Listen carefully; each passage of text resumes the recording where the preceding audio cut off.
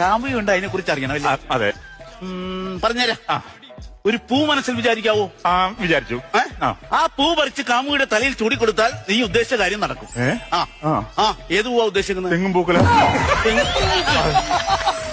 തെങ്ങും പൂക്കല ആരെങ്കിലും തലയിൽ ചൂടുവോ? തല ചൂടാണെന്ന് ഞാൻ വിചാരിച്ചില്ല. നീനോർത്ത വാറ്റാനാന്നു. ഒരു പൂ ഉദ്ദേശിക്കാൻ പറയുമ്പോ വലിയ തെങ്ങ കയറിയിരിക്കും.